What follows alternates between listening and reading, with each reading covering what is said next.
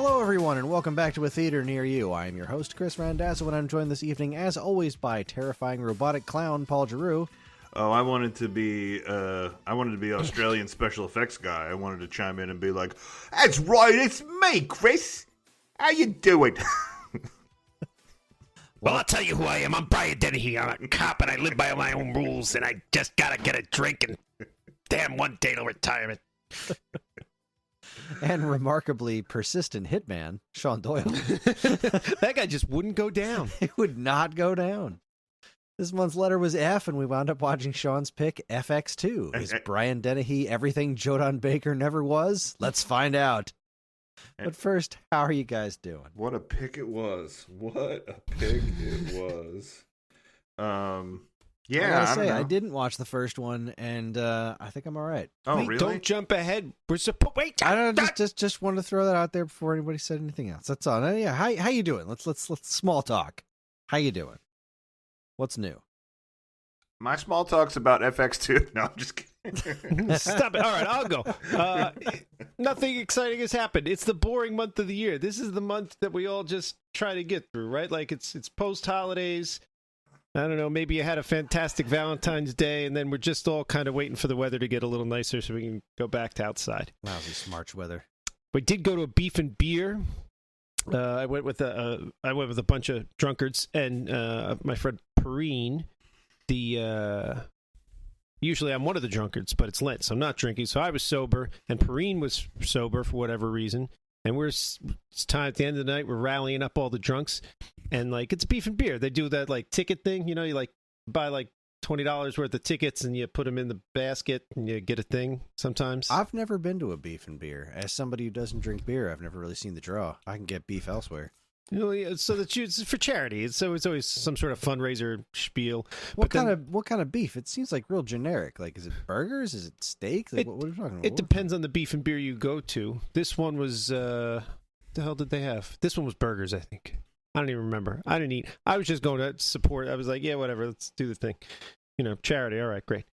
So that's not the point of the story. The point of the story is that it was kind of funny at the end. They got like 12 prize baskets, and like everybody pays like $20, and you get these tickets, and you put them in the little like brown paper bag in front of the basket of prizes. And in the prize basket, I don't know, one of them had like a bunch of alcohol, one of them had like, I don't know, a spa day to like the Red Door. Is that a thing? I don't know. You know, it had different crap in the different baskets.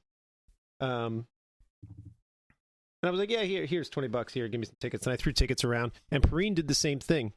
And then the drunks we were with just weren't going to make it to the end of the night. We're like, we got to get out of here. These people are all, it's either we leave with them now, or in the next 5 minutes, we're getting thrown out of here. So we're trying to rally them out to the cars, and I hand Perrine the tickets. Like, I was like, here, if you're going to stay and take the last drunkard home, who's not too bad, I'm leaving with them. I don't care. If I win a prize, you can have the prize. As I tell him this, they call, there's like 10 baskets. They call the fourth one, and it's his number. All right, great. He goes up, he gets it. It's got a couple bottles of Jameson in it. I don't know, it's nice. It's a basket. He walks back to where we're standing. I'm just getting my drunks to the door. They call out box number 5 or whatever. It's Perrine again. He won twice in a row.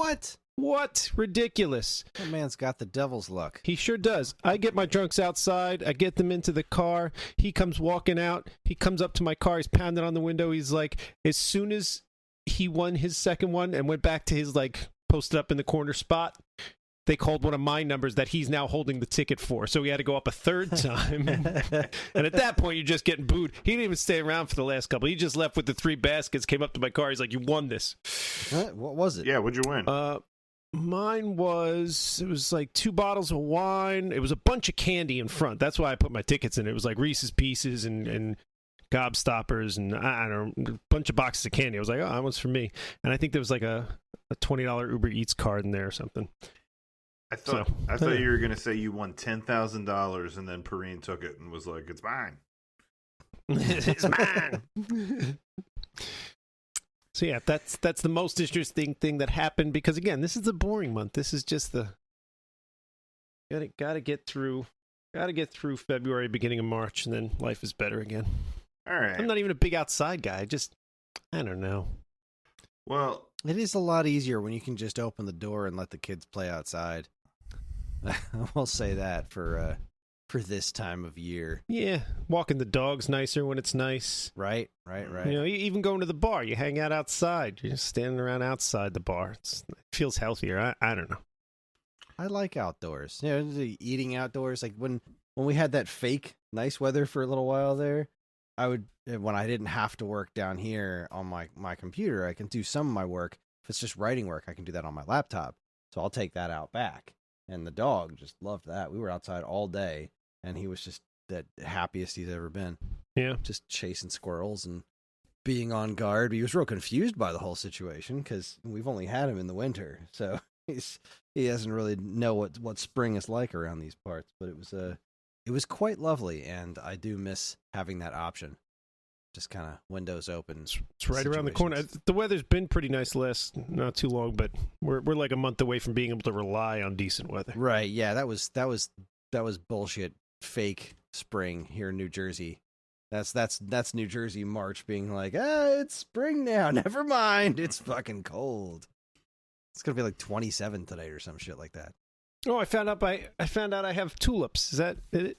Tulips? I don't know. Whatever flower comes out first. Daffodils. No, maybe it's daffodils. I got a bunch of those in front of my house. I didn't put them there, but all of a sudden there was a bunch of daffodils right in front of my house. Oh, they're everywhere. It's great. I have more daffodils every year. They've all bloomed already, so all my daffodils are up right now. I have tulips. I have daffodils up right now. I have hyacinths that seem to come up earlier every year. The purple ones are already up. The pink ones will probably be up in like a week. And the tulips are already sprouting, but they're nowhere near blooming yet.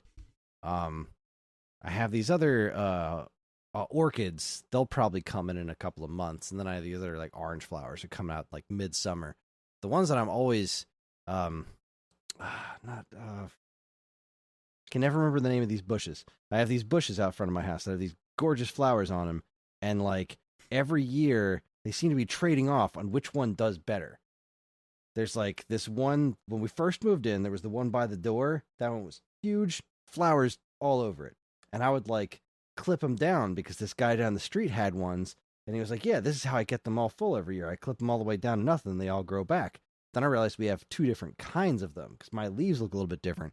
And mine, if you clip them down, they take like a whole extra year to bloom any flowers at all. So it's been a couple of years now.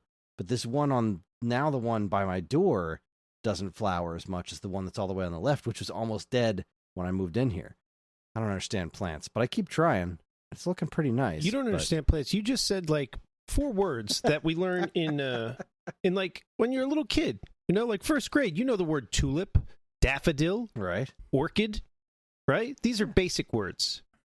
Put the 3 of those on this table, put a gun to my head, and tell me to point to which one is the whichever, daffodil. And there's a 1 in 3 chance that I get to live, and there's a 2 in 3 chance that I don't. Well, when I was growing up, I lived in that little townhouse in Smithville. We didn't have yards. You know, so like, oh, you guys were out mowing lawns and doing all kinds of stuff like that, and everyone complained about it. It was like, I want to mow a lawn. I've never used a lawnmower before. So now I have my own yard here, and I friggin' love tending to my yard. You used to listen to the Stone Age Gamer podcast. I love talking about gardening stuff on there. I'm like all excited to get outside and use my trencher because I finally got new blades for it. Friggin' stoked about that. Just waiting. I should have done it last week when the ground was soft and weather was cooler, or weather was nicer. But I'll wait another week and see if I can get out there and apply the new blades. Do you need a shovel? I do not need a shovel. I have several shovels. Okay. Hey, the trencher is like little. It spins these blades. It's like a little saw blade thing on a stick. Right. And you push it along, and like when it hits the side of the sidewalk, sparks go flying everywhere. I don't know exactly why, but Zach came around the other day, and I think maybe something fell off the back of a truck, but he just had shovels for everybody. He was just like, who needs a shovel? I got shovels. No, I'm unfortunately over shoveled right now. I got more shovels than I know what to do with. Look, man, Sorry. if you enjoy blasting grass and weeds and stuff, I got plenty of them over here. Like, you can. I wish I had the time. I'll sit outside and be like pulling weeds and picking stuff off the ground, and I'll be like, oh shit, I should have been at work like an hour ago. Yeah, I have nothing to contribute to this flower related conversation. I've got some vines, some awful vines that I don't know how to get rid of. So yeah, that's what I got. I got some cool vines that are coming over the fence from my neighbor's yard. Like when they first started popping over, she like came over and was like, should I cut these down? I'm sorry. They're growing all over the place. Like, no, let them come. This is great.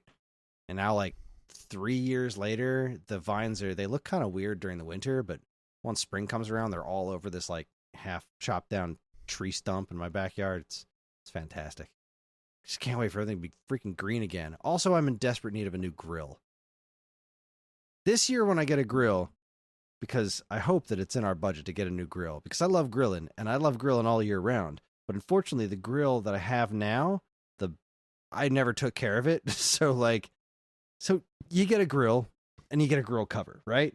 Because grill covers are important, or at least they say they are. So I got a grill, and I got a grill cover, and then I would never put the grill cover on, because the first time I put the grill cover on, I finished grilling, and I'm like, all right, time to cover up the grill. And then I put the grill cover on, and it melted. Oh, because yeah. the grill hadn't cooled down yet. So you got to wait all this time for the grill to cool down and put the grill cover on, which I think is completely asinine. Like, why don't you make heat-resistant grill covers? Because what is this nonsense? I'm not going back outside now. I've eaten. I'm done. I'm sitting. I'm not standing up again to put a grill cover on. I'm not remembering that. Well, so I never put the grill cover on, and the grill got ruined. You could just put the grill cover on in the winter. Like, you could just, like the grill's accessible for grilling in the summer, and then like protect it from the cold months of the winter. Well, it's not well, what I've learned is it's less about protecting it from the cold, so much protecting it from the wet. Right. Because like my current grill, the bottom has just rusted out, so it doesn't hold enough heat for me to do pizza on it. Like I can still get it hot enough to cook burgers, but there's fucking rust everywhere. But like I can't get it hot enough to cook pizzas outside anymore, which is what I enjoy doing. So I need to use the grill cover to protect it from all the rain in the summer, because that's where the trouble is. All right, I got it. You ready? We just build a wooden box the same size as your grill. We put it on 4 wheels. There's no wall on the left side. So when you go to use the grill, you just roll it to the right, and you use the top of it like a table. That's where you put your plate with your cheese and your buns. Okay. Right? And then when it's done, you just roll it back over. It doesn't have to be snug tight, and we'll make it out of wood. And this way, it won't set on fire or melt. Like a movable garage. Yeah, like just a little bigger than the grill. It just rolls to the right. It's your table. It's your grill table. And then it protects the grill. So maybe on that table's going to be pretty high, right? Yeah, because the grill comes up to here. It's that's okay. High. Keeps the dog out of it. So to be clear, what you're suggesting is like a house for your outdoor kitchen, like building an indoor area to roll your outdoor cooking apparatus into. That you never have to wash, because if you're using that as your area to put your food, that'll take the rain, and the rain will clean it off. Yeah. This is a genius idea. Oh, Paul just said you wheel the grill. I didn't even think of that. If the grill's already on wheels, then we just build the box and you wheel the grill out of the box to the left, as opposed to wheeling the box off from over I feel top. Like wheeling the box will be easier because the box will be lighter. Because moving the whole grill around, that's clunky and metal and whatnot. Sure. Those aren't, and those wheels always get kind of stuck. They're not fun to roll around. But big, some sort of wood, it doesn't even have to be a box, really. I mean, it just has to protect the top. Because if a little rain comes in from the side, that's not the end of the world, right? I think it's the rain that's coming down. Most rain comes down. Yeah. Except in Forrest Gump. You know what else we could build? Is an animatronic clown to move the box.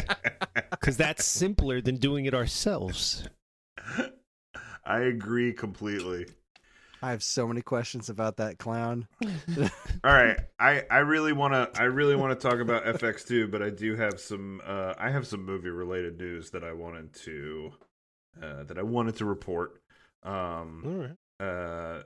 Chris has heard a little bit of this, but I guess I'll expound upon it for the sake of the audience. So let's see. I told you guys that over Christmas was, the first time we exposed Nate to to a movie of more adult content, Die Hard specifically. And then, he got a taste for it. So then he's like, yeah, like I can watch grown up things, and I think last time we recorded, I told you that, we watched Terminator and T2, mainly Terminator because I wanted to show him T2. And then Chris was like, oh, so I guess you had to watch all those Terminator movies now. Because that's what he does. Like, he gets on one thing, and then he's like, cool, so we're doing this now, right? And I was like, no, like, I managed to get him off of that. Like, he didn't want to keep watching Terminator. And so he came to me a couple weeks ago, and he's like, I know what movie I want to watch next. And I'm like, okay, what? And he says, A Quiet Place. And I'm like, I was like, I don't know about that. And he's like, well, it's rated PG-13. And I was like, I don't think it is. And then I looked it up, and it might be. It is rated PG-13. And I was like, okay. There's not a lot of, I don't think there's any sex scenes, and there's no cursing because, well, they got to be quiet. Yeah, right. I'm pretty sure that movie's just like a movie doesn't have to be rated R to be genuinely terrifying. Like, I will never watch that movie. I hate jump scares more than anything in the world, so that movie looks like basically my nightmare. Oh, and you know what else? Honestly, there's not that many kills in it either because there's not that many people in it. Like, it's been a while since I watched it. I remember liking it. But there's only like 4 or 5 people in the family at the beginning, and some of them make it to the end. So right. It's not like decapitation after decapitation. So yeah, PG-13. Well, we didn't end up watching it. I was like, yeah, you can watch it. Like, I'll let you watch it. But I was like, I don't think I feel like watching this thing with you. I was like, do you want, like, let's watch something that sort of defines this genre so that you have a better appreciation for it. And he's like, all right. So we took the alien movies off the shelf, and we went one by one through the Alien series. So we watched Aliens, Alien 3, which is not great, but also not as bad as you remember it being. And Resurrection, which was interesting because I feel like you could almost you could almost think of that like Joss Whedon's like prototype for Firefly, like because he directed it, and it's this band of space pirates that that goes onto this like paramilitary industrial complex ship that is working on the aliens. So anyway, so he really dug those. We watched all the Alien movies, and then you say all. Did you stop at number 4? No, but this is my kid. Like, it keeps going, right? So okay. He found out that aliens fight the predators, so then we had to watch all the Predator movies, which I'm not going to talk about because I just watched those pretty recently, and I feel like we talked about it on the podcast. But I had to watch all the Predator movies with him, and then the last couple nights we've watched the 2 Alien versus Predator movies. Wait, there was 2 of those? Yeah. One was really bad. The other one was fine. It wasn't. I'm not saying the other one was good, but one of them was like, yeah, this is. I don't know. Which one did you feel like was really bad? Because I thought they were both kind of bad. Oh God. It's been a minute. I remember when we did Alien Day and we watched them all. I remember thinking they were both bad, and then watching them back to back, I was like, you know what? This one was fine. Which one was it? Okay. First one. Did you think the one in the weird pyramid that was engineered for aliens to fight predators was the weird one, the bad one, or did you think it was the one in that with like the small autistic town? kid in the town? I can kind of remember him, but I don't remember now. I vividly remember thinking on that day, because Jacqueline hadn't seen either of them. I remember thinking, yeah, these 2 are bad. And then we watched them, and I was like, well, this one wasn't terrible. It was fine. And I remember thinking the one was terrible, but I can't remember which was which. I remember the major plot points of both. The second one has a pred alien in right? it. It's got a cross between a predator and an alien in it. So he was really excited about that, and that one was I feel like that one was really the closest one to like a horror movie. You know, like it was like these things are just ripping up the town, and then people are dying. You know, it's just it was almost like a slasher thing, but with aliens and predators. Right. So I almost felt like it made a better horror movie than it did an Alien Predator movie, like because I didn't really feel like there was anything interesting with the aliens and predators. Well, you know, it's funny you say it that way, but both those genres did a little two-step, and I know I've said it before about Alien. I don't know if I've said it about Predator, but it's true. Like Alien, the first one, great horror movie. The second one, great action movie, both with heavy sci-fi themes. But then Predator kind of does the same thing. That first one, I think it got classified as a horror movie sometimes because you had this big scary alien predator creature killing people. But really, it's more of an action movie than anything else. It's the great fight scenes. They litter the beginning, even before the Predators there with a bunch of action scenes. All the best scenes in it are all, the big muscle guys shooting at the Predator or whatever, and Arnold Schwarzenegger fighting him at the end, right? So it feels more like a great action movie than a horror movie to me. But then as you move through the both of those franchises, like some movies are action movies. Aliens 2 that's action, but Aliens 1 is horror. Aliens 3 is sci-fi. They kind of got away from both. They were like, let's go to a planet with no guns, so it's almost impossible for these people to fight. That'll be interesting. And then Predators was kind of I enjoyed Predators, where they were all on that planet. Oh yeah, that was cool. Little corny, but I liked it. So yeah, that genre, I don't know. What's it supposed to be? Is it supposed to be sci-fi? Is it supposed to be horror? Is it supposed to be action? The one I remember, that one had some bad acting, which took away from it a bit. Which one? The one of the Alien versus Predator ones? I mean, I'm sure there was no Academy Award-winning performances in either, but yeah, I believe it was. I believe it was the one in the small town with like really over-the-top bad acting. I think it was that one. God, I got to watch him again just to know. I think you're confusing Alien versus Predator Requiem with The Predator, the movie, like the fourth Predator movie. Both of which take place on Earth in small towns. Oh God, I got to rewatch both franchises now. Thanks a lot. You do. Oh, but wait, did you?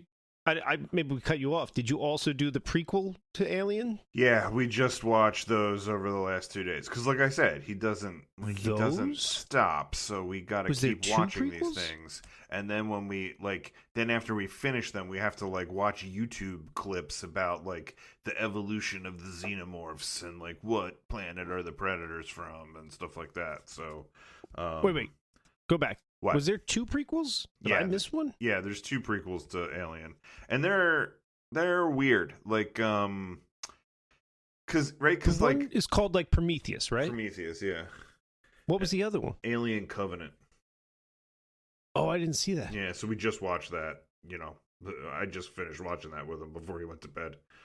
We watched. How was that one? Alien destroy everyone, and then I'm like, "Good night, son." Sweet dreams. So look, I'll say this, right? The four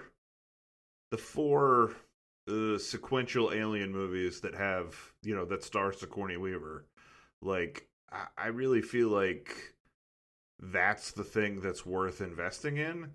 Ridley Scott directed Alien, and then, each of the sequels was directed by somebody else. Aliens was directed by James Cameron. The third one was David Fincher, and then the fourth one was Joss Whedon. Which, before I move on to talking about these, prequels, let me just say this: it's the other thing that's been fascinating is watching these after the Terminator movies, right? Because, so James Cameron directed Terminator and T2. And then Ridley Scott directed Alien, and then James Cameron directed Aliens. So with T2 and with Aliens, you have these 2 like awesome blockbuster summer sequels, both directed by James Cameron.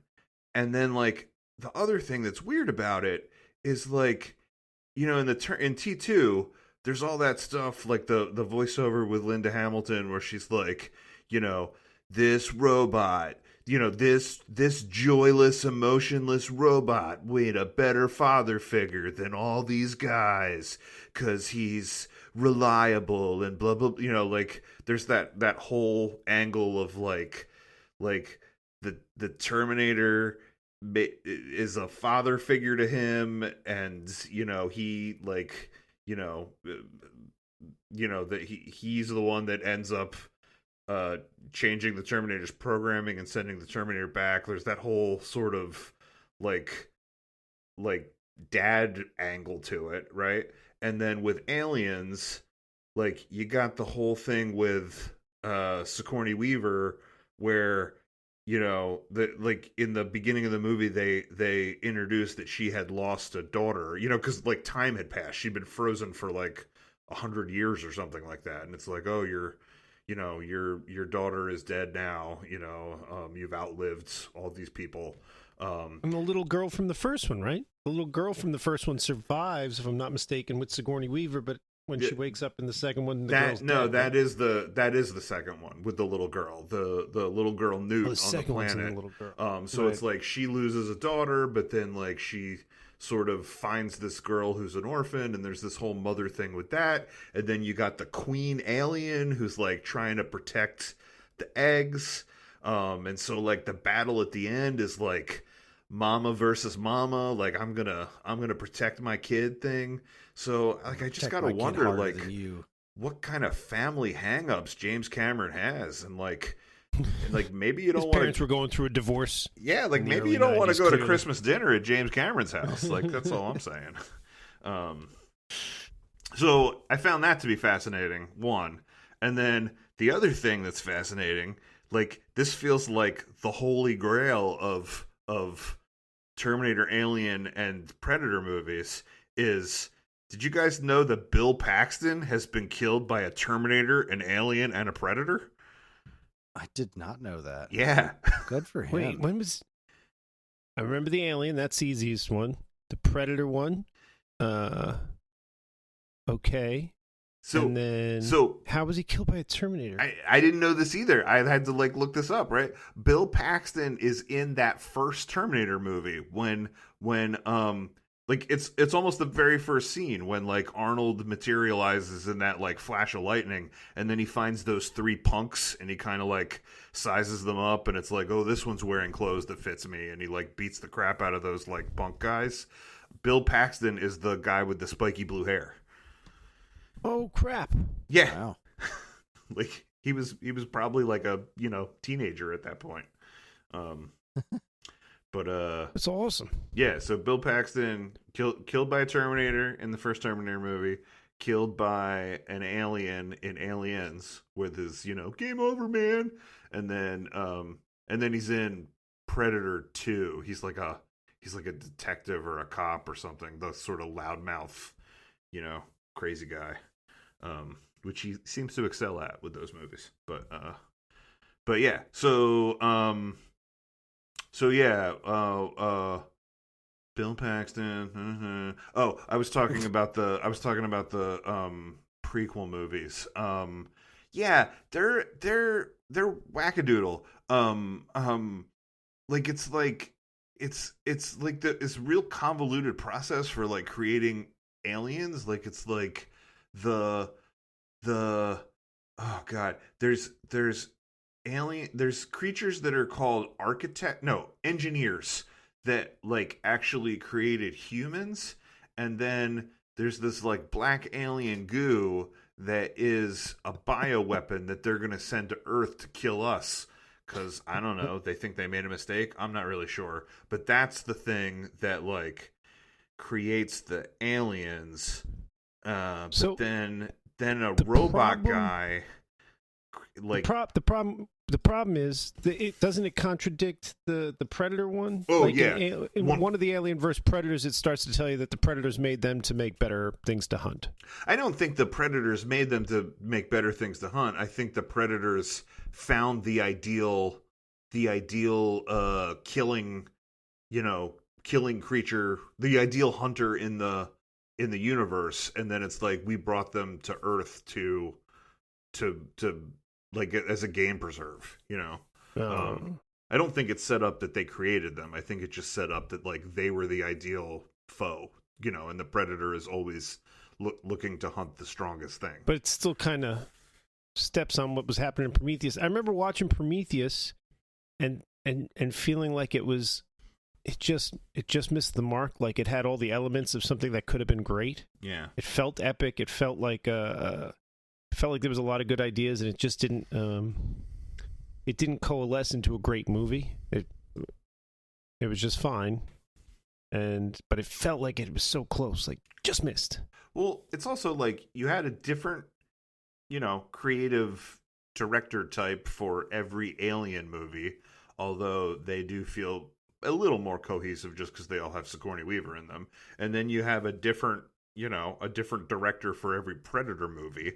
And then 20th Century Fox is like, we're going to combine these two properties.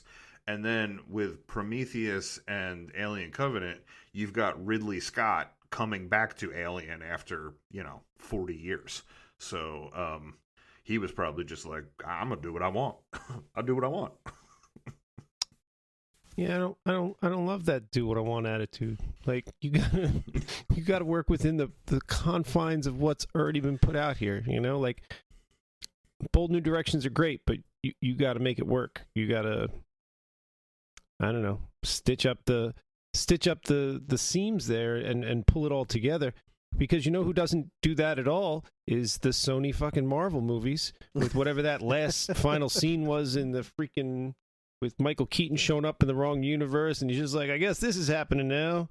Like, that's why that movie is such a piece of shit. Like, I mean, there was other reasons too, I guess, but that's really, at that point, it's not just its own piece of shit. We're on Fergione's Piranha system here, where it's bleeding its shittiness out onto the rest of the MCU.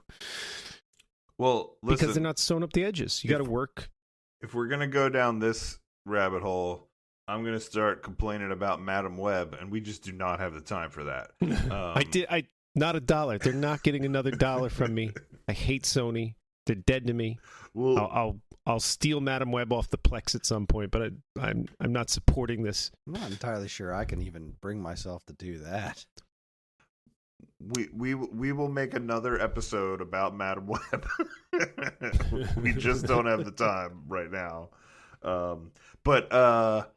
Wow, my train of thought really left the station with that whole Alien Predator Prometheus, thing. Alien, well, no, this was the other thing that I want. I told Chris this, but Sean, you'll get a kick out of this. So yeah, just because he's on this like sci-fi monster kick, and like just really interested in this stuff, like to a degree that like, I mean, it's. I couldn't be more proud, but it is, it is a little bit of a like, calm down, buddy. But when we finished Futurama, we were kind of like, well, what TV show should we watch now? And we were sort of, discussing what we should watch. And Shari was like, maybe he'd like the X-Files. And I was like, I don't know, maybe, like, I guess so. And we're like, all right, let's try it, So, we watched the pilot episode. And he was into it, but I felt like I needed to like explain things and give context because, I think the Monster of the Week ones he's really into, but like some of the conspiracy stuff he needs context for. Like he just doesn't understand some of the like government secrecy kind of stuff. So we're getting ready to watch the second episode, and he's like, "Well, what's the deal with this?" And I was like, "Well, in this one, Mulder kind of meets this informant guy that that helps give him information." And I was like, I take a minute to like try to think about how to explain it, and I'm like, all right, do you know anything about Richard Nixon? And he's like, a little bit, and he starts rattling off some things, and I was like, well, that he, resigned from office. And it's like, yeah. And I was like, so he, he spied on he had people spy on or steal things from the Democratic national offices, campaign offices in the Watergate Hotel, and I was like, the guys that broke that story, there were journalists named Woodward and Bernstein, and they had this informant that was named for a raunchy movie at the time, and I was like, so because that's sort of the name of this informant, this guy in the X-Files sort of takes that name. And Nate's like, well, who's the guy? And I tried to think about the X-Files, and I was like, I don't know if you ever learned that character's name. I was like, you definitely learned like more about him and his like backstory a little bit, but I don't know if his name was ever revealed.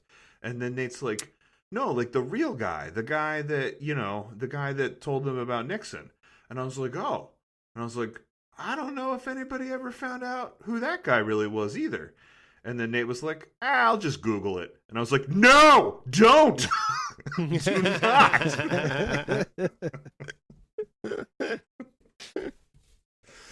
So that's my story. Yeah. Good stuff. Good stuff. I was not ready for him to have the relationship he had with the internet, and I certainly don't want him looking that up. That's going to be a whole long explanation if he looks that one up. Yeah. So you see, no, listen, does he have, I know he's got a bunch of like random 1980s cards. Does he have Frightflix cards mixed in there? No. No? I got some extra Frightflix cards. You got to remind me, I'll give them to him. Do you remember Frightflix? It was a trading card set that came out, and it was like all pictures of like Predator, Aliens, Freddy Krueger, Fright Night, Ghostbusters, because they don't know what they're doing. They just randomly threw anything they thought was a horror movie together, took random shots from all these movies, and then put silly little quotes underneath. He will love that. Like, he will absolutely love that. I know. That's what I'm saying. Yeah. He's watched most of those franchises. Yeah. Yeah, I got to dig those out for him. So I am sending you in our chat. I was working on the episode artwork while you guys were talking, and I came across just the most brilliant movie poster. This is the foreign movie poster for FX2, and it is a They released this in other countries? They did, and it is a masterpiece. All right, send it. Oh my god. Oh my god. All right, well, is it time? I feel like we should get into it. I unfortunately didn't take notes on this movie, but if I did, I feel like I would have at least 17 pages of notes. It's an utterly fascinating film. All right, let me go ahead and get the usual stuff out of the way. Wait. Let's me and Paul talk for 2 minutes without Chris, because that's what we've been doing. So let's just keep doing it. For the listeners that didn't watch the first one. Right, yeah, give me a proper recap of the first one. Like, we had a little mini recap of the first one before we started here. Sean, can you give a recap of the first one? Because I almost feel like I might need a recap of this second one, because I watched them so close to each other. I now am having a little bit of a hard time remembering what was in the first one and what was in the second one. I literally watched them both last night. So the first one opens up, there's like a guy walks into a restaurant and kills a bunch of people, and like with a machine gun, and then you find out, oh, it's just a movie. And then the special effects guy comes out, and he's like, all right, we got to work on this part over here, we'll try that part again or whatever. And then this guy walks up, he's like, hey, I want to hire you for a job. And he shows up the next day to talk to the guy, and the guy's like, I'm not in the movie business, I'm with the Justice Department or the FBI or whoever he's with, it doesn't matter. And he's like, we want to hire you to fake kill this mob guy who's an informant for us, because the mob's trying to kill him for real, and we want them to think he's dead. Played by Jerry Orbach. The mob guy was played by Jerry Orbach. And also, before you go on, I do have to say that first scene of that first movie hooked me in immediately. Like I just thought it was great, because it was like, it was such a cool action thing, but then also at a certain point you clearly saw that it was a special effect. And then it almost was like, how bananas can this special effect get? Like, talk about starting strong. Like, I feel like that first movie started strong. But anyway, go on. Oh yeah, and then got you through, like, it established a bunch of characters and stuff at a pretty good clip, right? And I was saying that these early these 80s movies have a bit of a pacing issue that doesn't exist anymore. Like the pacing back then is just different, which can be, it's not bad, but I don't know. Nowadays we're like, all right, establishing shot, done, move on. Yeah. But they did a pretty good job moving along, especially towards the beginning of this movie. But okay, so they move along, they establish their characters. You've got Brian Dennehy comes in, and he's a cop who plays by his own rules, and he's this close from retirement, and he's also this close from getting fired, and his chief is sick of him, right? Like, just every stereotype that a cop could be. They're like, Brian Dennehy, do it hard. I think Brian Dennehy doesn't come in until they're on the hunt for Raleigh, until they're on the hunt for the special effects guy. The special effects guy. So when he goes to kill Jerry Orbach, mob boss Jerry Orbach, like, I don't know. There's this. Oh yeah, they go to kill him. He kills him, and then the cops that pick him up afterwards are like they try to kill him, and then he's like, what happens? And he thought essentially, you're using too many pronouns. You're using too many pronouns. I'll fight you. wait, I can fix it. I can fix it. Okay. The special effects guy does a fake hit on Jerry Orbach. Afterwards, the cops try to really kill the special effects guy, and he gets away, and his only conclusion is that he thinks he actually killed Jerry Orbach, that they swapped the guns, and that he has been set up as a patsy. Right? Exactly. Yeah, okay. That's it. Go on. So then the rest of the movie is special effects guy being on the run from these crooked cops who you find out at the end they didn't kill Jerry Orbach. They just wanted everybody to think that, and they wanted to kill Raleigh so that there was no Raleigh, the special effects guy, so there's no tie-in. So he's just on the run from them. He crosses paths not until towards the end of the movie with Brian Dennehy, who's a good cop who's kind of chasing down the same leads, figuring out that he doesn't think Jerry Orbach's really dead, and he thinks that, you know, these cops are crooked, and they follow leads, and they end up at this mansion with all the bad guys at the end, and special effects guy systematically goes through the building and kills everyone. Yeah. Using special effects, because it's fun and clever, and look, that man's dead now. Similar beginnings, similar ends, with a big sort of showdown at the end where he employs special effects. Also, both movies had a little bit of a twist in that, yes, Jerry Orbach was still alive, and he made a deal with those crooked cops to disappear him, and he was supposed to pay them a ton of money. That was the thing. And there was also like a swapperoo with the briefcase and the money, and that Dennehy and the special effects guy get the money. Also with both movies, Brian Dennehy doesn't show up until like 40 minutes into the movie. And then with each movie, you're like, who's the main character? Is it Brian Dennehy or is it this guy? I'm not sure I know which anymore. Yeah, I think you're right. I think Brian Dennehy steals the show because he's such an electrifying presence on the screen. Oh, he's got that charm. Good. I'm glad you said that. I have so much. So much to say about Brian Dennehy. You're just talking about the first one still, right? Yeah. Well, but I do want to say another thing about the first one. Remember the other guy that Brian Dennehy is paired with in the first one? Like, he's almost got like a partner, like a detective partner guy. Short little Italian-y guy. Yeah, short little Italian guy. So that guy's name is Joe Grafasi. The actor's name is Joe Grafasi.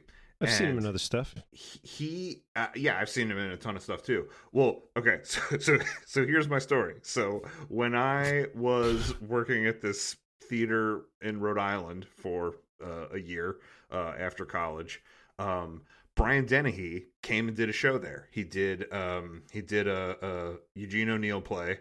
Brian Dennehy lived in Connecticut, so it was like, hey, he wants to come do a show here. And it's like, we don't have to pay to house him, and he's a big star, and he'll draw a lot of people. And so, like, he starts coming to, like, meetings at the theater, and then, you know, essentially, it wasn't like, hey, Brian, we'd like to hire you. Brian was like, hey, I'd like to do this, and you're going to hire me, and and I'm going to tell you what's going to happen. And they're like, of course, Mr. Dennehy, of course. So, like, it was, you know, the show starred 2 people, and he's like, I want my buddy Joe Grafassi to be the other, you know, the other part in the play. Yeah. And they're like, sure thing, man. So these guys were friends, probably from this movie. Now that I've seen it, I'm like, I guess this is where they met.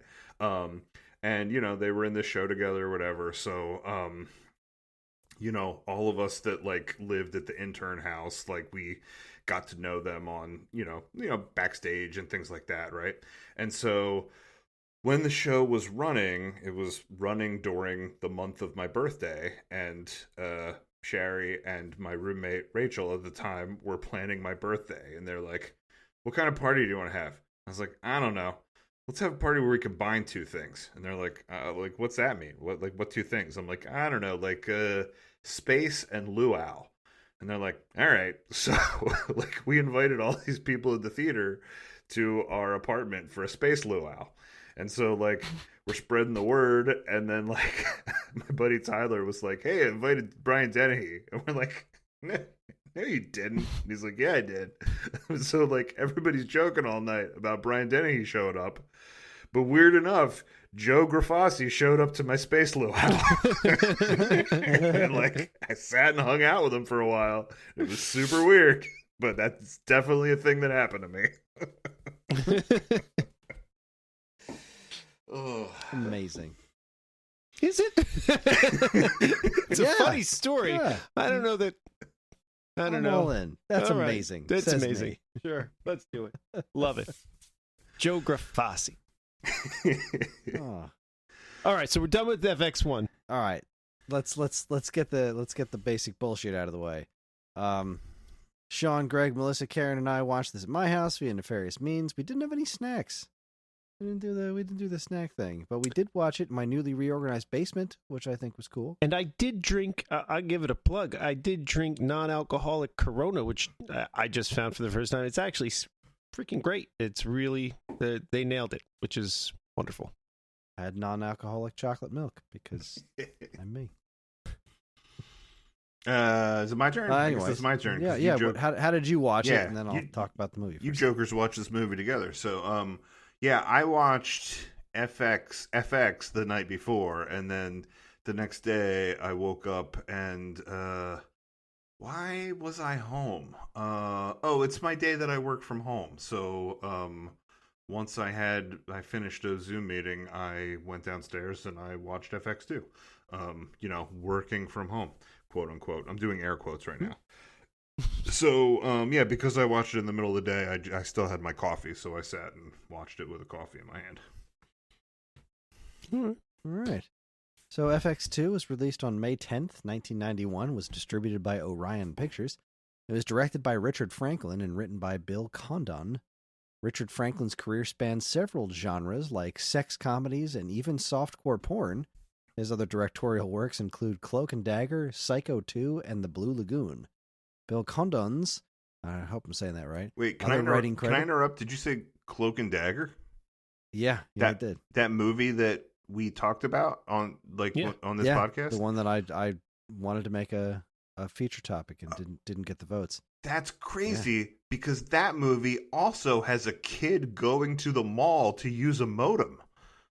Oh, yeah. Oh, my God, it did, yeah. Like, that was the first thing I thought of when, like, Dennehy's like, go to the mall and send us the file. I'm like, why is everyone sending these kids to the mall? And is the mall the only place that has a modem?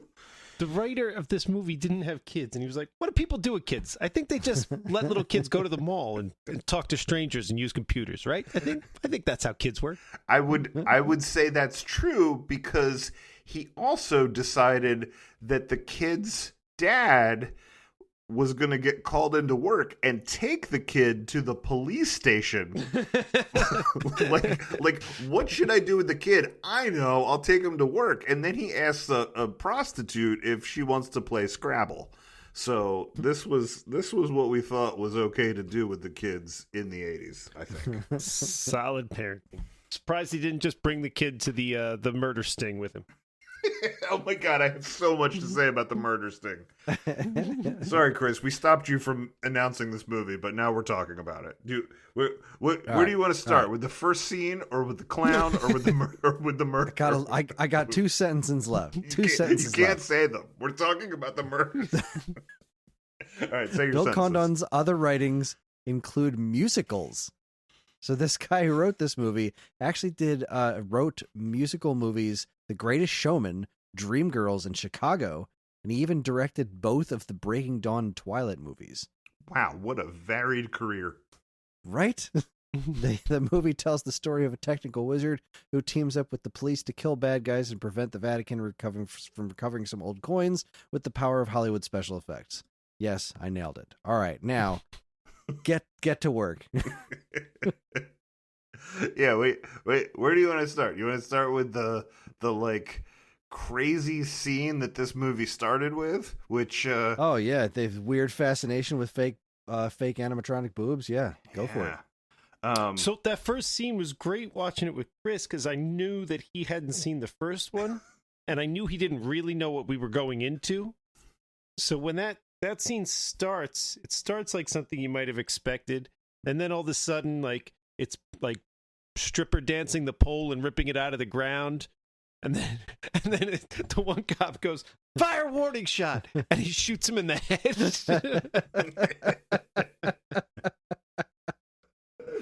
He's like, "That's no woman, then kill it." Like, I loved both of these movies. I really did, but I think that maybe I genuinely thought the first one was amazing, and I think when I watched the second one, I was just on the high from watching the first one, and I was like, "This is amazing." And like, now thinking about it, I'm not sure if it really is. But the thing that scene had going for it was when it started, it was similar to the beginning of the first movie, where it skirted the line between like, is this just a heightened action scene, or is this special effects? You know, is this a fake action scene for a movie using special effects? And like, I feel like they keep you guessing a little while, because I thought the thing with the like homeless guy in the car, like, it was like semi-realistic until, you know, that like robot lady thing walked out of the car, that man robot lady thing. But yeah, like, that was I just feel like in the way that the first one went, like, oh, now we're all in with how this is bananas. Like, this thing went 10 times that far bananas. Like, that was nuts, that robot thing. That was I made the joke that it was Brian Dennehy, because they were very purposely not showing his face, and then it turned out to be a weird old dude. It wasn't Brian Dennehy, but it was like, all right. And then it just kept getting weirder. As okay, this is a special effects thing, because at least I know that about this, that has something to do with special effects. So that was weird, but it wasn't the last set of fake animatronic boobs we saw not animatronic, but it wasn't the last set of fake boobs we saw in this movie. Ooh, I think weird. So yeah, and they came back to the fake boobs not long later, and I wonder if they realized they could show fake boobs all they wanted and still get a PG-13. They were like, if they're fake boobs, we could just have them on the screen all the time. So I really want to get into that sting, you know, the sting operation, but I feel like we can't talk about that until we talk about the scene in between, which is, you know, then you find out that Raleigh, the Australian special effects wizard, is now, you know, dating a woman who is a divorcee and has a son, a 10-year-old son, and he's making, you know, now he no longer works in special effects, he makes toys, and, you know, he seems to have like a fine relationship with this boy. He takes him to the the set of the movie, whatever. And that then, he and his lady there are getting ready to go on a date. And like he's messing around, he's not ready. And then she's like, "What are you doing?" And he has this freakish clown robot that can be controlled by getting in a suit. Which, like, I don't know if this qualifies as a special effect, but then again, at this point, he's not working on special effects. He's working on toys and gadgets. But, like, also, the special effect that governs this gadget in the movie is that, like, he's got to get in this weird suit, like he's manipulating the clown, and clearly the clown is just a person dressed like a clown. Like, maybe a small person? I'm not sure how big that clown was exactly. Oh, yeah, it was definitely a smaller person because the clown looked pretty deflated. I know sometimes they would flip it out and it was just an empty suit, like when it didn't have to do anything cool. But yeah, it was definitely a tiny little acrobatic person in there. And he used the clown to pull out a bracelet and give it to his lady. And then when they're getting ready for the leave date, him right then and there. Yeah, please, that was classy as fuck.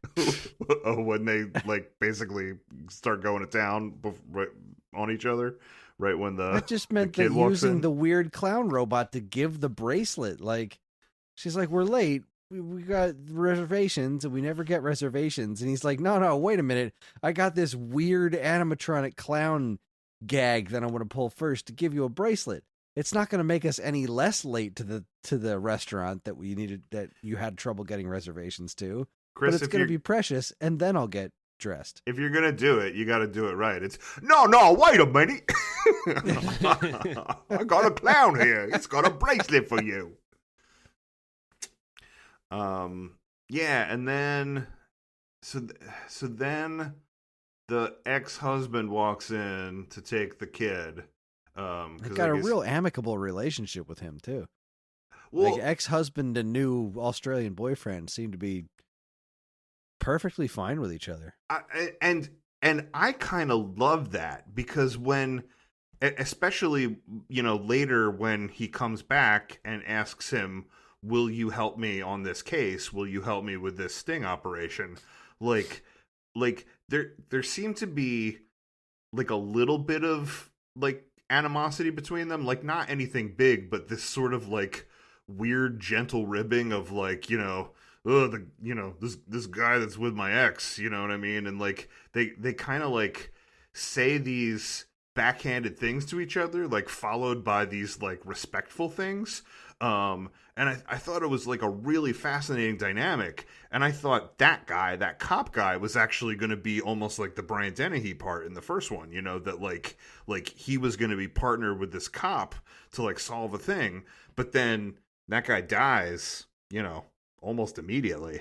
And I was like, what was the point of his doing his that? death scene was just like all of a sudden he starts doing just the most I'm in a movie and I'm going to get killed things. It's like he gets rid of the gun and he starts talking about specific plans he's got tomorrow and just like, I'm going to fill this room with smoke because it's funny. Like, oh, so this guy's about to die because he's just doing everything that a movie person would do to get killed. We're going to have a beer in 20 minutes, right? Yeah. It's just that whole scene where he died. Now, granted, it was cool because I didn't see it coming. Like, I saw him dying coming, but I didn't see like, oh, there's just this other third party who's going to come up behind him and slit his throat. And I will also say about that, the attention to detail. Me and Melissa were talking while watching it of like the attention to detail on that. Like when that dude came out and the bad cop shot him, like his knife was clean. Like that was, and it was super obvious, but it wasn't like the camera didn't linger on it or anything. It was just like the knife was shiny clean as he was coming over it. And I noticed it. And when the cop was talking about how that guy killed that guy and he was laying down on the ground, his knife was all bloody. I was like, oh no, his knife was clean in that last shot. Something is awry. No, they did a great job in both movies of following their own rules, setting things up ahead of time. Like there's lots of callbacks, and they're maybe a little heavy-handed at times, but they give you all the clues. They put all the pieces there. Everything makes sense. It's certainly a well thought out plot. What wasn't well thought out was that sting operation. What in the hell were they waiting for? Like, did they want to wait until the murder guy, till he had the knife in him? Like, he's now in the house. And they're like, not yet.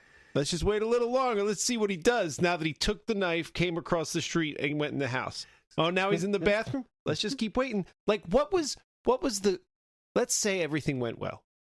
What was the plan? Wait till he's 2 inches away and shoot him in the head? Like, the cop who gets killed is just backing up in a smoky room with his gun out pointed, like, by himself. Why are all the other cops waiting? Why? And we know now that, I mean, they're setting him up to die, but like, why was this the plan? It's not a plan. So it's not a plan. I agree with you. Like, I think both movies were really well written and really well acted. I feel like the problem with this second movie was just that they were like, we had some stuff in this first movie that was bananas. Like, it was earned, but it was bananas. And now we have to out bananas the first movie. So like that, so bring on the fake boobs. Yeah. So that sting operation, like, I'm not gonna say that none of it was necessary, but I guess I would also say if you're the cops, you probably shouldn't need to enlist the help of a special effects wizard. Like the cops probably should have been able to do that sting without a special effects guy, right? As that montage of him planning it's going on, I'm like, I cannot imagine the NYPD has the budget for this, because Right. I've watched Law and Order. That's not exactly the documentary series Law and Order, but still, I cannot imagine they would approve the freaking finances it would take to create this elaborate special effects nonsense to trap this peeping Tom, even if he was a serial killer or something. Yeah, It's just ridiculous. I don't think the cops would go in on that, but like, for the sake of the fact that we needed to have a movie, let's buy into it. Okay, we would like your help creating this effect so we can trap this guy, right? And so, I also feel like they sure got a performance out of that girl, like the girl who was the intended target, who's being stalked by a serial killer. Like, she comes to the police station and she does a dress rehearsal with the shower. Then they're like kicking all the skeezy cops out. They're like, all right, dress rehearsal's over, boys. Now she's really going to take off her clothes, So then conceivably they film her in the shower so that they can then have a projection of the shower in the window, which, seemed overkill, right?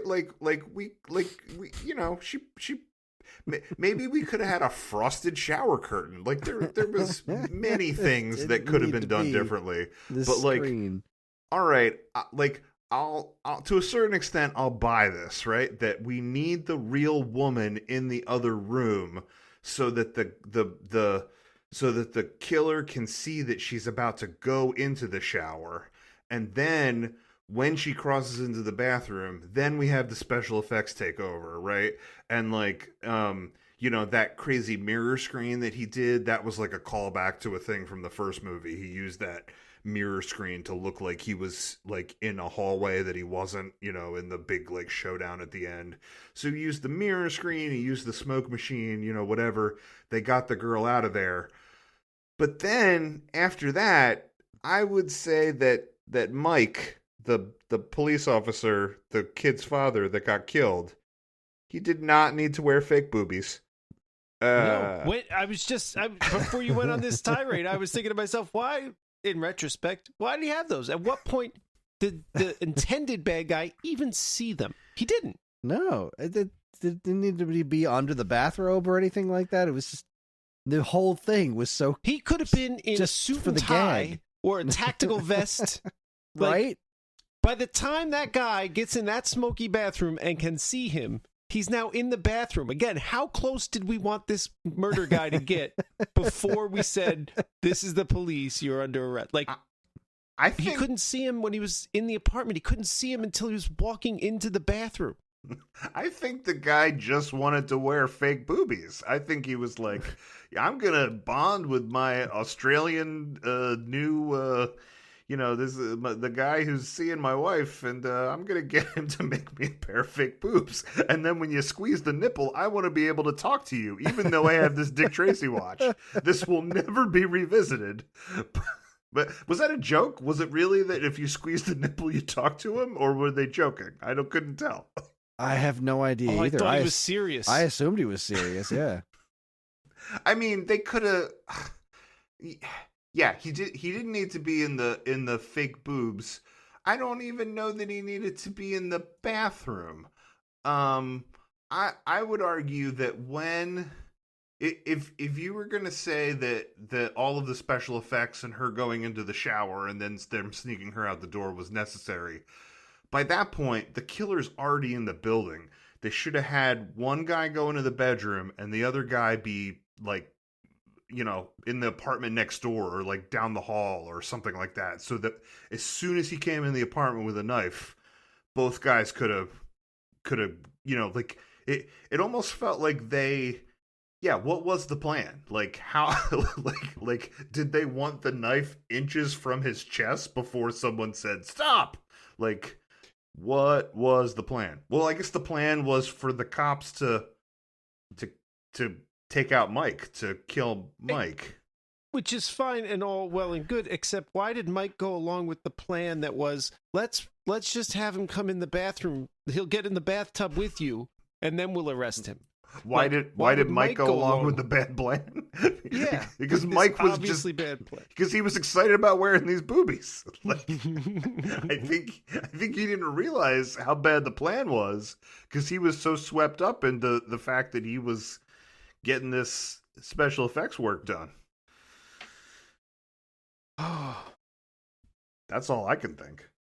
All right. Well, it's problematic at best, but we're rolling with it. Yeah. I mean, I could talk about this sting for like another 3 hours, but it was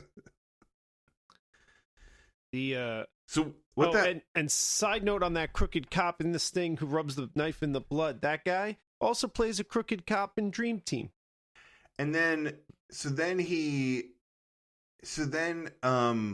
Raleigh, the special effects guy, sees the actual killer escaping in the stairwell, and he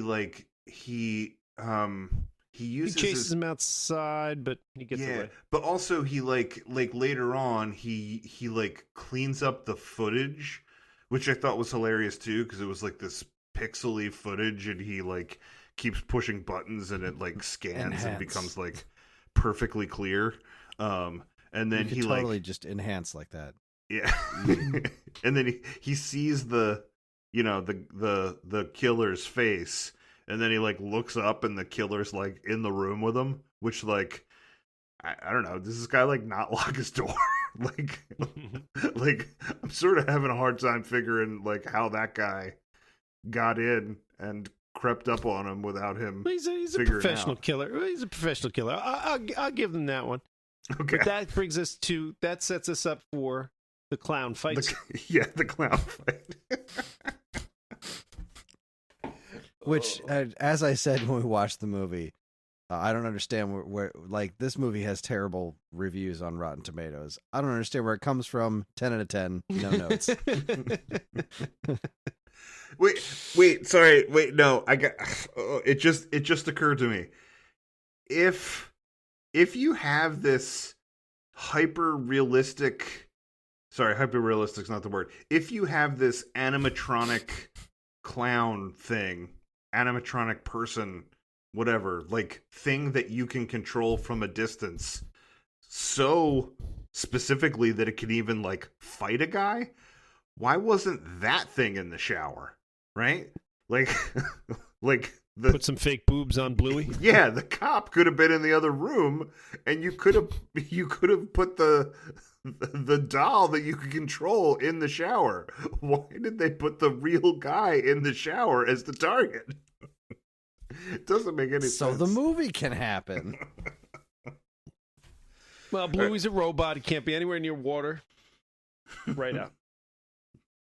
You know what? Honestly, I'm not even sure why anybody had to be in the shower. Just when you leave the back door with the girl, just lock the back door. The guy goes in the front door, lock the front door. He's trapped. He's in the apartment. Fog machine. Oh, right. And you had the recording of the lady in the shower. Anyway, all right, let's move on. Sorry. I'm just getting angry now. Oh, yeah, so he fights, he makes the clown kill the guy, or wait, does he kill the guy at that point? No, that guy, he does kill him. No, I mean, he kills that guy because he splits his spine. I mean, right in two. But then that guy recovers from having his spine broken in half from a fall onto the back of a counter. He springs back. They take him outside and they kill him again. But, he drives off from that one too. How do they kill him? Is he still alive? I honestly don't remember his death scene. I remember him surviving, apparently being beheaded when he drove his car under a truck. But that's right. Oh, then he seals his face in plastic and he just gives up. Right? Yeah, he pokes the hole in there and he's like, "Well, I guess you got me." Got ya? Why didn't that fight continue at that point? Like, why was that guy just like, oh well? Yeah, I get it. You can't breathe, but his arms and legs are still there. And then that was later in the movie, right? Yeah. That was a bit later. That was in the grocery store, right? That meat packing thing. Yeah. Okay. Yeah. But then after he gets away from the killer in his apartment, is that then when Dennehy shows up? Yeah, Dennehy comes and rescues him at the end by killing the killer again. Yeah. He's the one who kills the killer for the second time. Because like I said, 40 minutes into the movie, Dennehy shows up. Yeah, that was like the only note that I wrote down. Like, wasn't Brian Dennehy in this movie? And then I thought it was closer to an hour, but yeah, it was. And then it just immediately became a totally different movie. Like, it was all about this Australian guy. And then all of a sudden, Brian Dennehy shows up. And, it's just me personally, I could not stop making comparisons between him and Mitchell. It's just the whole time watching him, just like, oh, this guy is really unappealing, but the movie wants me to think that he's actually really appealing. And he just strikes me as a slightly more charismatic Jodan Baker, and this is not great. I thought he was incredibly appealing. Right? I just looked at him like, what is this woman? Why is this woman flirting with him at all? He just seems like a complete scuzzbag. Ew. He lived in an apartment building, and when you opened his apartment door, it was just a bar. There was no living room, kitchen, bedrooms. Nuh-uh. Just a bar. Fully operational bar. Who takes his alcoholism very seriously. All right. Hear me out. I think that all of these things that you are picking out as undesirable about Brian Dennehy, I think in the 80s that was charming. and I will as long as you're on enough coke, sure. I will bolster my I will bolster my theory about the charm of Brian Dennehy by saying this. I think here's the most telling thing about his character. So you realize that when he and Raleigh meet again, that time had passed, right? Like 5 years had passed, right? Like it's been something like 5 years since the first movie. How long did they say how long it had been? I don't know, but you're right. It had to be at least a handful of years because he had a whole career as a private detective after he left his police force job in the first. Yeah, it's been years. So he's now a private detective. The other guy makes toys, right? Time had passed. I think they said 5 years, but I can't totally remember.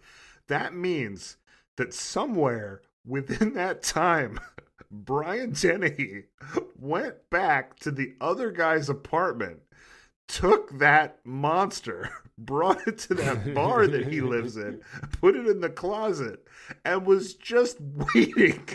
He was just waiting until he saw that guy again. Like commitment to a bit.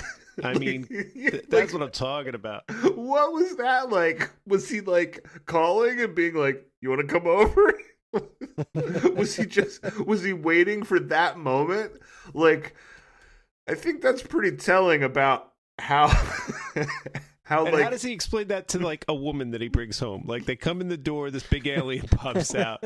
She's like, he's like, oh, that's a thing from a guy that I know who left it at his murder scene house, and I took it so that someday he'll come here and it'll scare him. Well, I don't think he's bringing any women home. Like, honestly, a woman that's going to come home with him, he's either paying or is unconscious. I think he was getting all the ladies. He got that female cop. He sure did. And the prosecutor. Right. Well, only sort of. Only sort of, but I mean, like he was a flirt. I think he had the ladies coming back to Where did they sleep though? Because there was no bedroom or bed. There was just a bar. You're talking about the cop that had that was the computer analyst or whatever. Yeah. Poor Velez. She was all she wanted to do was go to Jamaica. Yeah, That's all she wanted. just go to Jamaica with doughy Brian Dennehy and relax on the beach, and instead he took her to a street cart where she became the victim of a hit. Right, the drive-by shooting where they were aiming for Brian Dennehy, who's like 4 feet wide, and they wound up missing him with every shot, but the dude who was making the food and his girlfriend both got shot. They were on either side of him. They were on either side of him, so they just completely missed the middle. The giant doughy middle. They just completely missed it. I just have to say this for the sake of the podcast. I feel like we're saying a lot of disparaging things about Brian Dennehy. I thought he was amazing in this movie. Like, I'm sorry, I was blown away by him, and like, I feel like you forget how good of an actor he is. Like, I mean, certainly he is a notable stage actor, I mean, I think he I don't know, did he win Tonys? Like, I think he won a Tony for Long Day's Journey into Night. I think he won a Tony for Death of a Salesman. Like, I feel like you can't really get higher than that.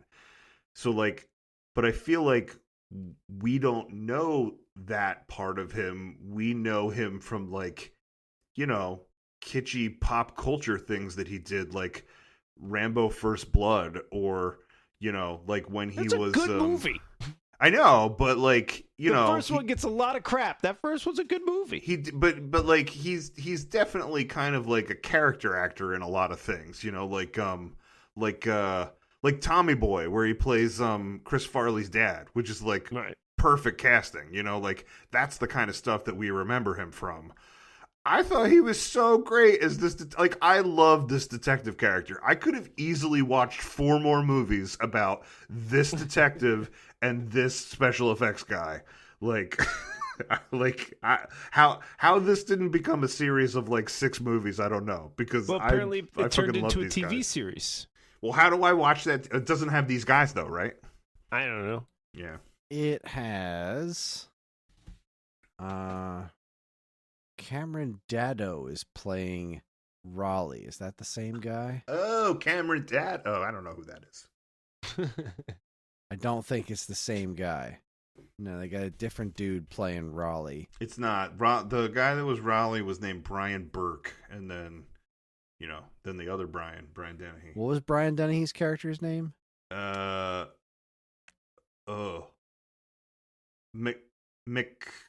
something or other? McCarthy? Leo McCarthy? Leo McCarthy. Leo. Kevin Dobson plays that character on the TV show. Yeah, that's a jip. And holy crap, Carrie Ann Moss was a regular on that show. Jeez, and this was from 1996 to 1998, so this is pre-Matrix. Right Carrie before Ann Matrix. Moss. She went from this to the Matrix. Wow. And she blew up. I'm very curious what this show's like. Not curious enough to watch it, mind you, but I'm very curious what this show is like. Not keeping me up at night. It's a bummer they didn't get any of the original cast for this.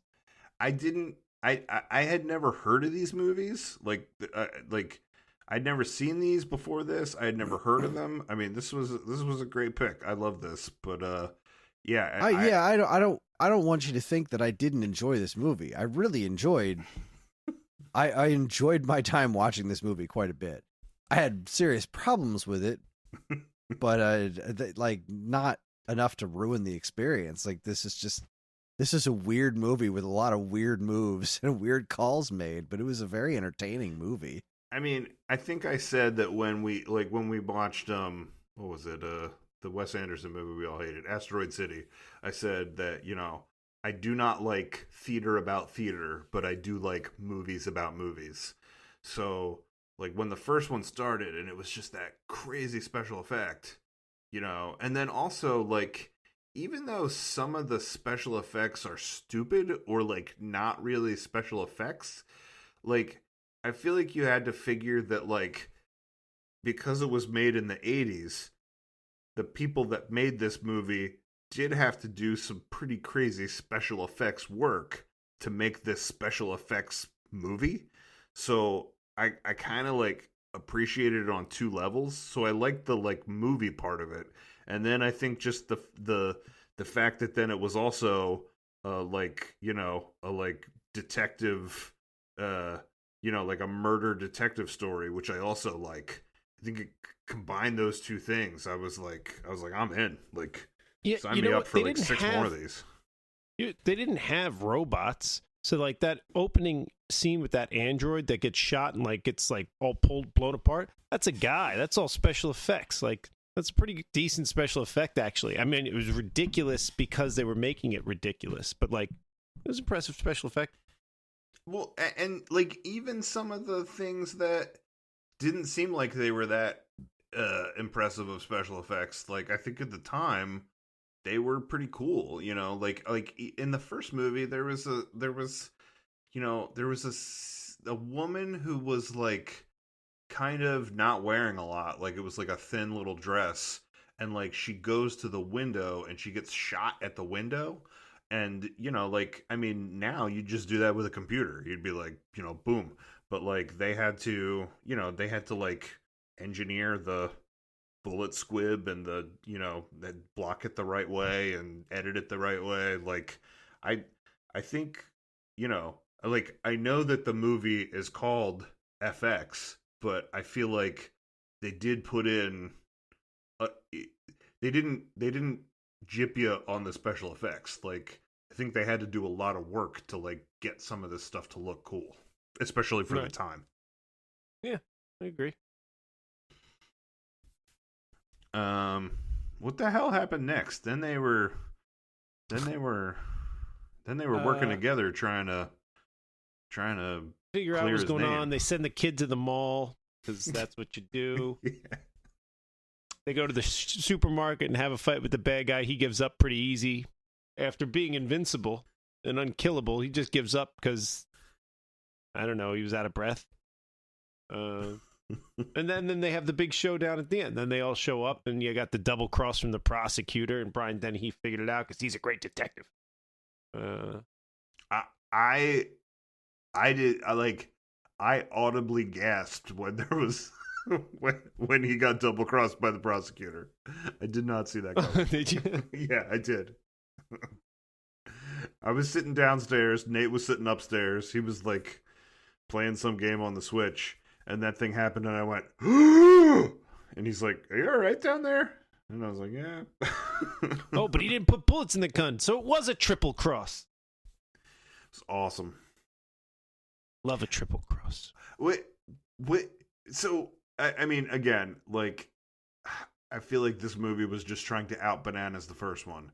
But, like, in the first one, there was a lot of, like, I'm going to use my special effects gear to get out of this mess. Like, in the first one, when he gets his van out of the impound lot, he uses, like, smoke bombs from some other movie, like...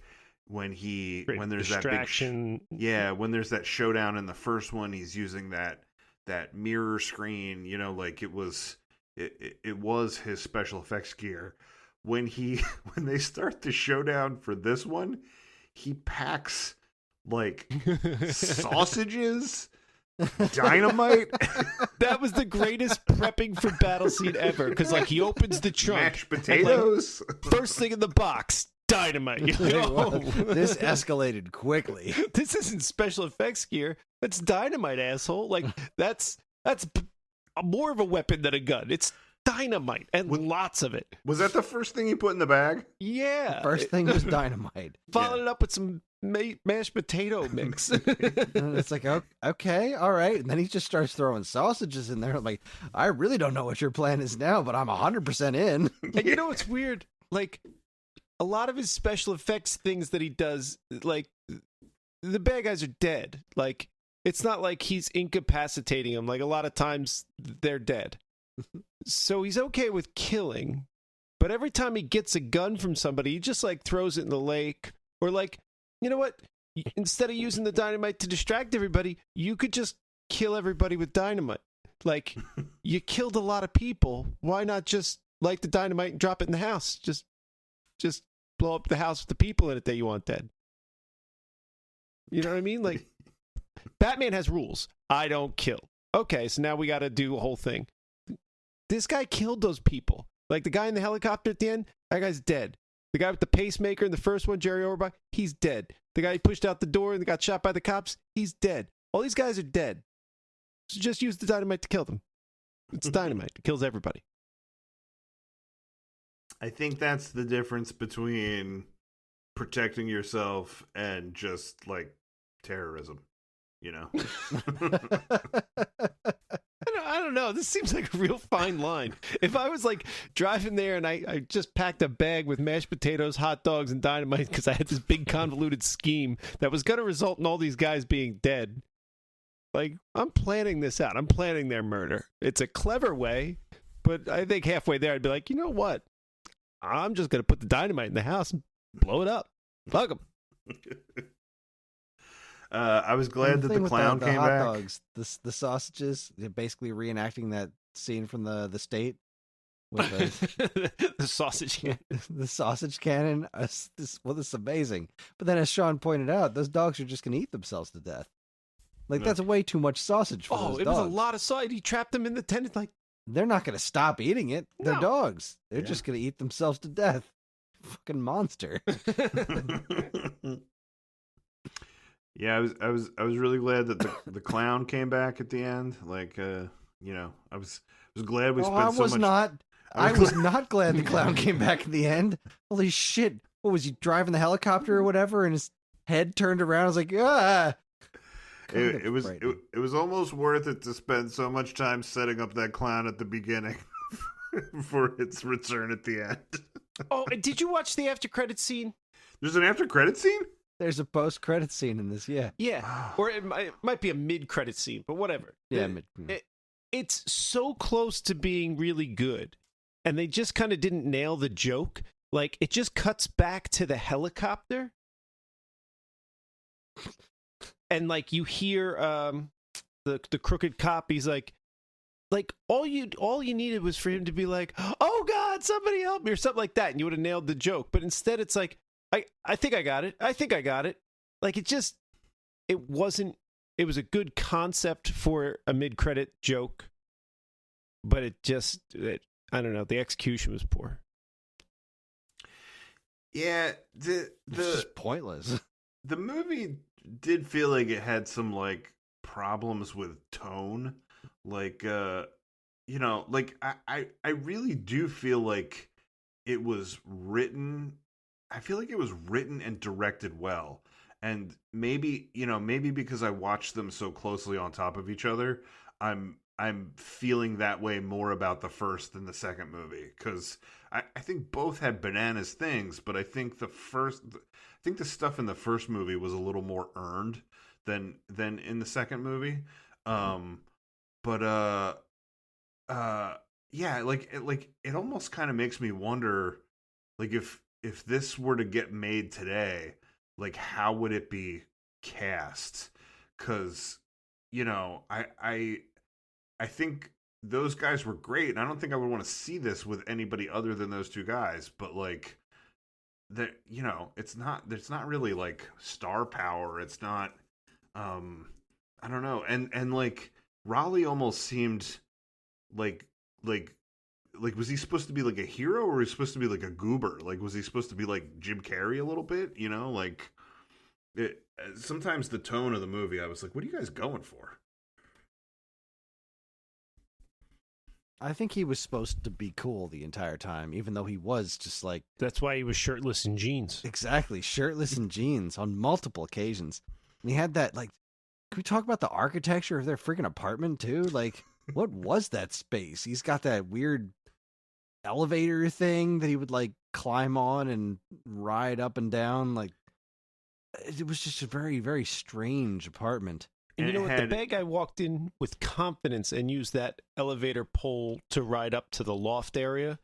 And not for nothing, if I walked into somebody's house, it would take me more than a minute to figure out that that was an elevator of some sort. Right. And that was the access upward. I think it was good directing. I think it was good production design, because I feel like that apartment really explained Raleigh, like in the first one, his apartment was filled with his like horror creep show creations.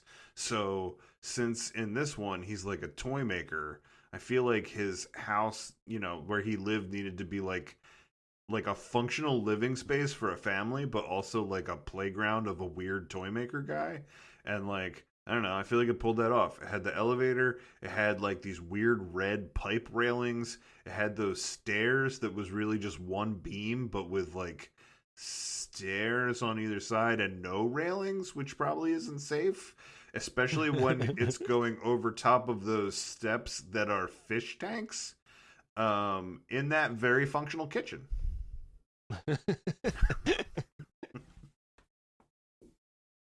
It was a cool apartment. I want to live there.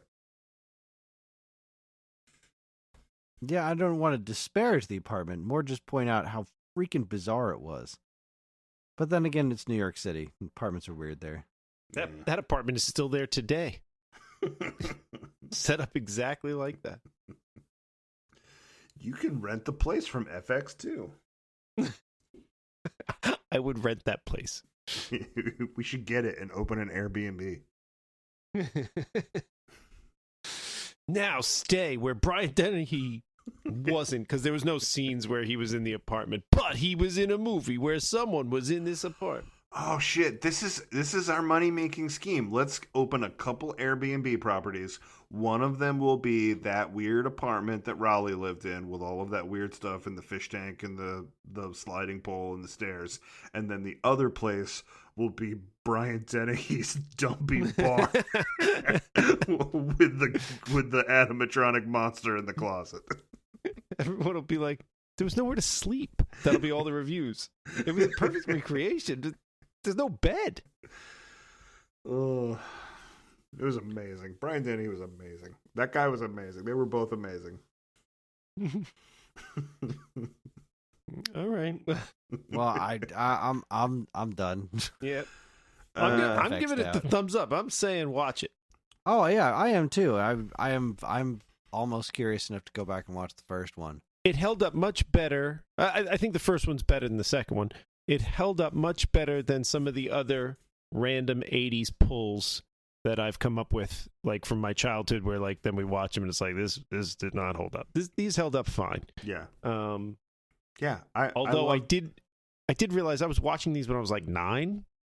In retrospect, I'm like, oh, I should have been watching these when I was like 9. It was a little questionable. Yeah, I loved every minute of it. I'm not sure how I'd never seen these movies before, but I'm not surprised I've never seen them, but I am surprised I've never heard of them. These guys just were completely off my radar. Yeah. This was a great pick, Sean. Thank you. Good work. Thank you for doing this. I'm glad. I'm glad. All right. Well, I guess we better start figuring out what we're watching next. Oh, I got mine. Wait, can I ask a question? Yeah, absolutely. are we gonna do 3 picks for this movie, or are we gonna do the movie that's coming out in movie theaters that's the sequel to the last time we had to pick a G movie? Oh, shite. The timing really did work out kind of perfectly on that, didn't it? Huh. I'm fine with that. My pick's kind of bullshit. My pick's utter bullshit. I mean, I'm prepared either way. I just thought that, because last time this happened, we were like, well, there's a G movie out that we all want to see. And, like, this is literally 26 letters later, and it's the sequel to that movie. Yeah, I mean, like, it's going to be a while before we record and post another episode, but... When's that movie come out? A couple days, I think. Like, yeah, like this weekend. Yeah. All right. That sounds like a plan to me. All right. Maybe Well, then, just for funs and giggles, what were your picks? I was coming in with Ghoulies. Oh, God. Ghoulies. Okay. What do you got, Paul? My pick was going to be Goodfellas. Oh. The Martin Scorsese's mob movie, Goodfellas. It's the thinking man's Ghoulies, you know.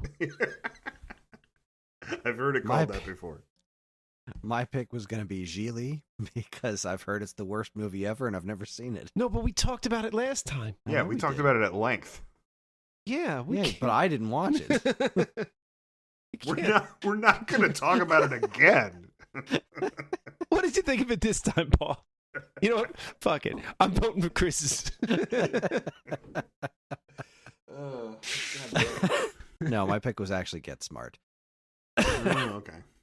That was good. Get Smart was good. I remember it being good. I'm curious if I would still think it's good. I remember seeing it, thinking that movie was great. It's kind of bummed they never made any more of them. I love the TV show. Yeah. Steve Carell did a really great job. It was like, I don't know, it just seemed like all the pieces were together there. I don't know why that didn't go anywhere. I don't think anybody watched it.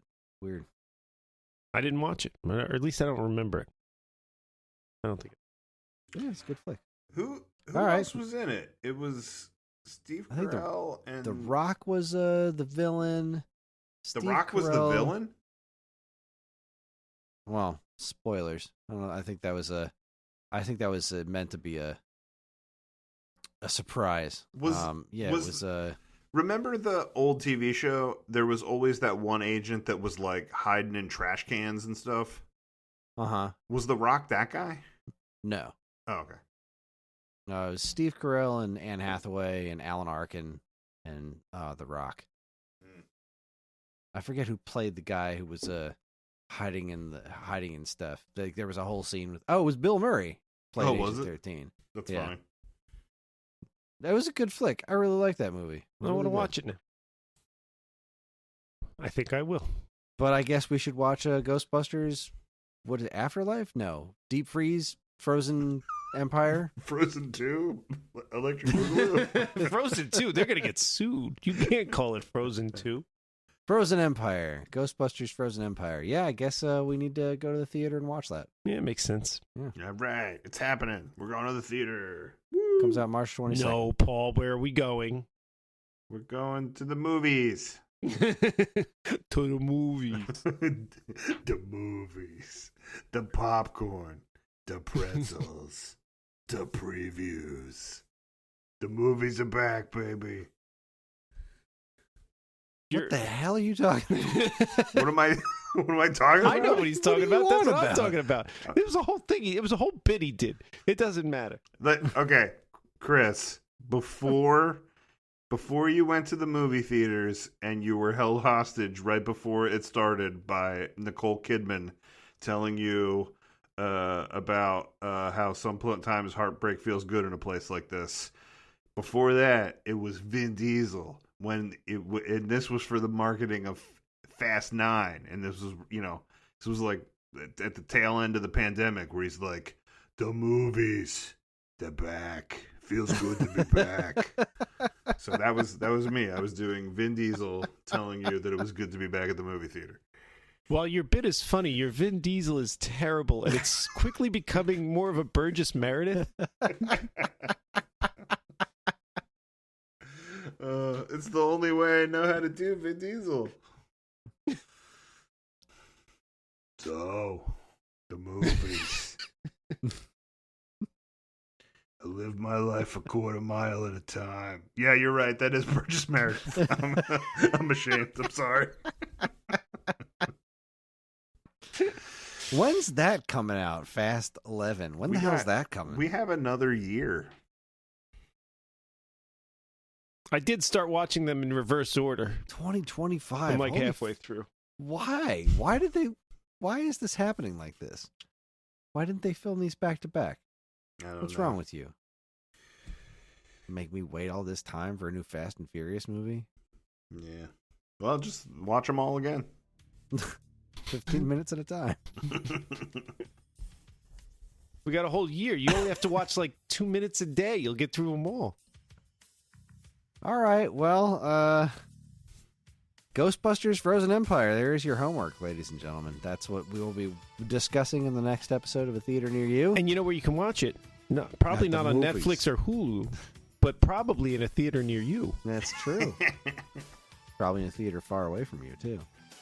Anyway, A Theater Near You is a part of the Geekade Podcast Network, and if you'd like to get in touch with us to share your comments, movie suggestions, or whatever, you can send us an email at mail@geekade.com. We can also be found on most social media outlets and the official Geekade Discord server, all of which can be found in our show notes. If you'd like early access to this podcast and several others on the Geekade Podcast Network, check out the Geekade Patreon, linked to in the show notes. It helps keep this show running month after month and our site shiny and clean. Thank you for listening, and we'll see you next time in A Theater Near You. See you at the movies.